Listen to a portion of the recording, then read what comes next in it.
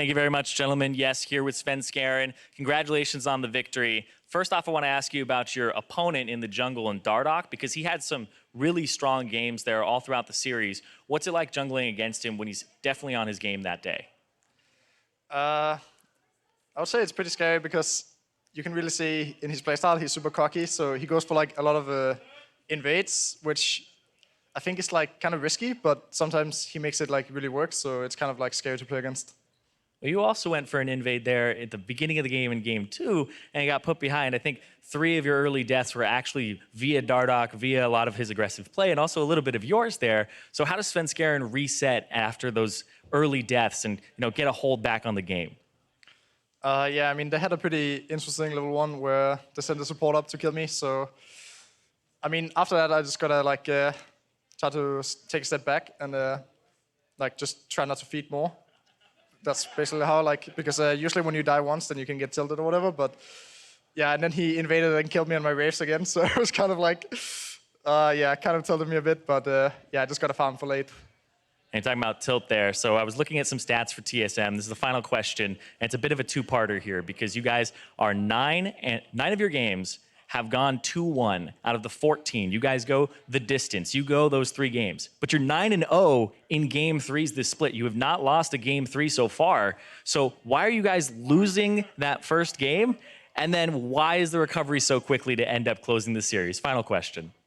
I mean, I'm not really sure why. I guess when we go in on the first game, then we're a bit more loose and we like try our limits a bit more because we know we have more games to play. So the first game is not as important, you can say, kind of, because you can kind of like make up for it by playing slow and steady, more controlled in the next game. So I guess that's kind of what we're doing. And maybe we disrespect our opponents a bit going into the games, and then we have to like, okay, they're actually not as bad as we thought, so we have to like, yeah, try even harder the next games. All right, well, congratulations on the victory there. You guys now have sole possession of first place, and now we're going to actually throw it over to the analyst desk to close that one out. Thank you very much, Zyrene. Hey, we have a new first place team, individually in first place. Of course, they were sharing with C9 up to this point, but with the game lead over C9, that's going to be great for TSM moving into the final 2 weeks here, hoping to keep that separation and get the better matchup following a first-round bye. Yeah, and I think it's pretty nice to see it come in this way, too, where, I mean, sure, C9 had to lose for it to happen, but they had 2 tough series this week against what you would consider lower-tier teams. Right. But I think it shows just how strong the early game is of a lot of these lower teams. Envy and Immortals both having extremely strong junglers who can take an advantage and kind of run with the entire game through it. Right, more of an illustration of parity in the league, right? The fact that our top-tier teams aren't 2-0ing across the board every week. Zyrene asked the question right there at the end, why is it that we see TSM go the distance every single series? And again, I still think that question still remains, right? Right, I don't buy that, like, oh, we underestimated another team again. I don't know how we keep doing this. Like, right. I don't think that's the case. I think maybe they're slow starters. Maybe there's something with the pick ban where they're trying to be more general in their pick ban approach and then kind of tailor it. I don't know, but I can't believe that like multiple times over the course of the season you're still like, oh, I just didn't think they were good, but I guess they are. Right, and again, this game 3 here wasn't even necessarily super dominant. We saw a large portion of the game stall out after TSM garnered anywhere from 2 to 5K advantage in the first 25 minutes of the game as it scaled up slowly, but they weren't necessarily able to turn, at one point, 13 kills to 4, right? Yeah, like, you look at that. 12 to 4, 13 to 4, 14 to 4 over the course of like 10 minutes. You think like they're going to blow that game open, especially given the way it started. Like finally Sven got the better end of Dardoch. Yep. A lot of nice plays. The Rengar pick obviously working out for him this time around. And then there was a couple big fights that really brought it all the way into TSM's favor. Right, but to your point, prior to the match, for Immortals, probably their best opportunity to win the series was in that second game because it just wasn't in the cards for them to get an early lead a 3rd time in a row here. Let's take a look at one of the big team fights for TSM that came 13 minutes into the game, 3-for-1 here in the bot lane. And you like to see Immortals playing aggressive. They're able to basically blow up Biofrost right at the start of it, but they blew so many resources to do so, on top of the fact that the mid lane had rotated first for TSM. Yep. It's a pretty easy collapse down for them, and then you see they just focus each member down at a time, and Svenskeren's dealing with Pobelter, stopping him from really getting involved in the fight and potentially turning that one. Then you see Hanser got pretty low during, and then it's just a little bit of a split up where they don't know if they want to go back in or not, and there's some coordination issues there. Right. Okay, so player of the game going to Bjergsen this time around on that R. You see right there, the roam being one of the major reasons why they are able to win that fight after losing Biofrost.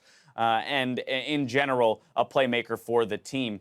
On the side of Immortals, though, I want to talk about them moving forward. Okay, they don't get the victory, and that's a little bit of a bummer with the knowledge that Echo Fox had won earlier in the day, right? So we have to remember that you're not just competing against yourself here for the sixth place slot. There are other teams that at the same time are making moves and picking up wins. And so now you're, a game, half a game behind, and you're going to be looking further down the line to start picking up the victories and challenge. Especially with Dignitas winning as well. Like there's a number of teams who are at the bottom who are slowly creeping their way up into that mid tier, especially with FlyQuest starting to lose a lot of games and slipping down into there as well. It's becoming this big bulk right in the middle. And these next 2 weeks are huge in terms of figuring out exactly where you end up. Right, and I think so much of it here with Immortals is again, it's still that cleanliness, because as you mentioned there in that replay, it's good to see them making aggressive plays, right? That's something that's kind of been true to Immortals as an organization from their inception, is that they've been an aggressive organization regardless of the players that are on it. And it's great to see even a bottom or a lower half team,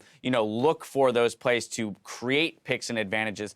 But in the case where they're behind TSM, that's when I want to see the consistency and the ability to slow the pace of the game and really make intelligent moves. They definitely do seem to lack that kind of other play style. Like, okay, Dardoch's early moves didn't work out. How do we, stabilize from here? That's definitely a struggle for them, and I don't know who on that team is going to be the one to start figuring out how to play that way, because I don't think you can look at Dardoch, probably not Flame in the top lane being able to do it, and so you're saying maybe Pobelter, Ole, and Cody's son can try and stabilize, but it's hard to do because they are such a feast or famine team, even not just within a single series, but week to week.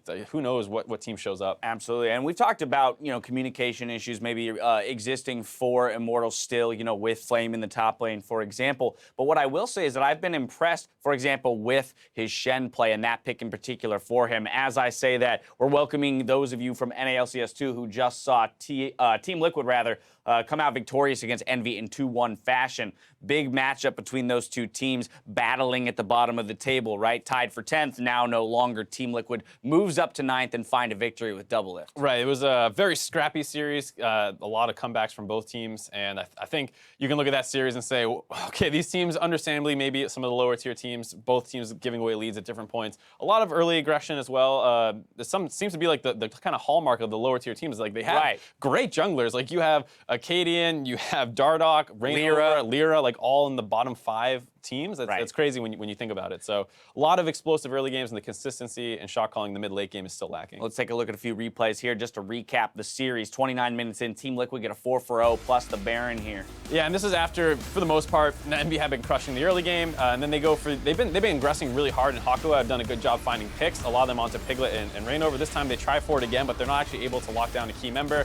TL kite style extremely well, and then they're able to, because they're such a high damage team comp, that they're able to start focusing down the members. Neither team has a true tank here, so if you flub your engage and your damage misses, then the enemy team turns it extremely easily. Right, it's one of the situations where I really like the way that engagement was made, right? But it feels almost like it was a bit greedy in terms of the damage distribution from that point. We saw Apollo opening up and ulting targets other than the one that was Mal's ulted, right? Because thinking that maybe the rest of the team can get, that target down will extend damage elsewhere. But instead, what happens is everyone gets away with, a sliver, 10% of health, and it gets turned around on them. Who knows what the communication is, too? Because that whole fight started with a kind of ring around the Rosie in the jungle a little bit, where they're chasing him for a while. And I think this is kind of why Envy struggles so much, is because even with big leads, they're not getting these set plays where the enemy team is face checking into them. It's a lot of them chasing people around. Right. So you think that they should be controlling Baron or something, and they have a split pushing Camille, so I understand it can be a little difficult to do so with pressure, but they should still be forcing TL to walk into you and then a flash Malzahar rather than you chasing him around with the Malzahar. Right, the problems remain the same with Envy here, which is that we're able to establish early game leads, but we can't convert them into mid and late game victories.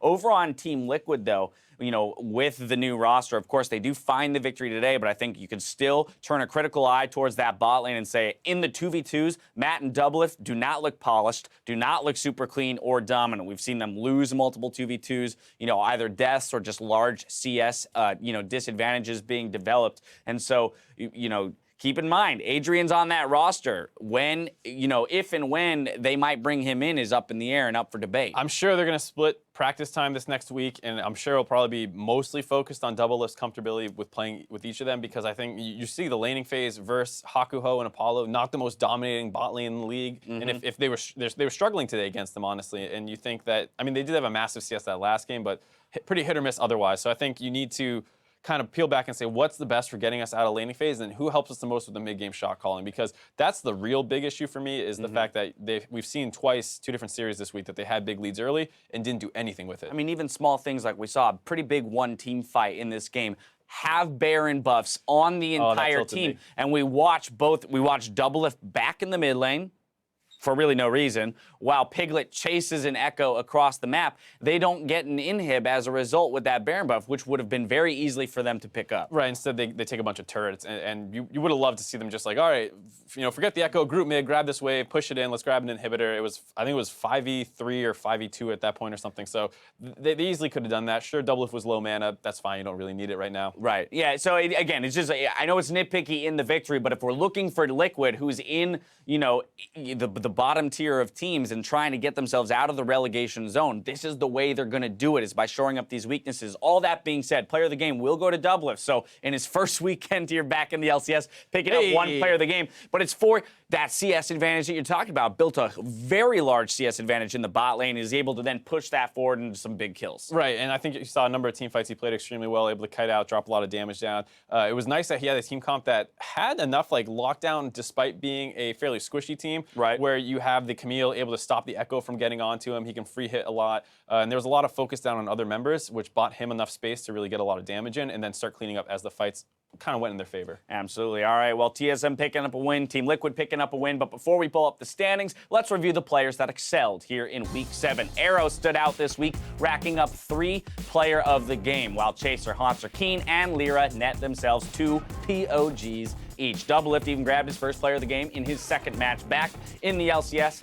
And in our split-wide standings, Impact continues his hold of first with 10 MVP points in a sense, while Dardoch falls behind him at 9, with Moon and Hanser sharing 8 merits each.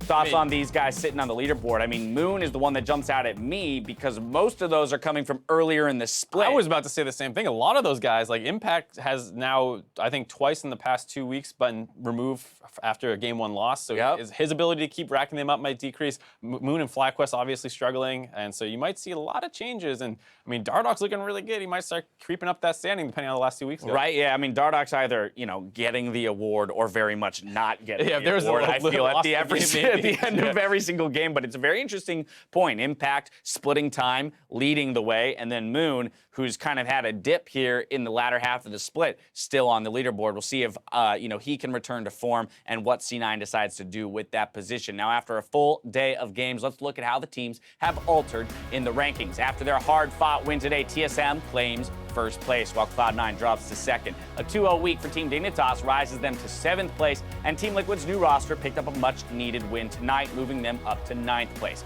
We'll be back again next week with more North American LCS action, starting with Team Dignitas versus Team Liquid on Friday, with Echo Fox taking the stage against Counterlogic Gaming later on that day. Make sure to also tune in Wednesday for the North American Challenger Series Finals as E United takes on Gold Coin United.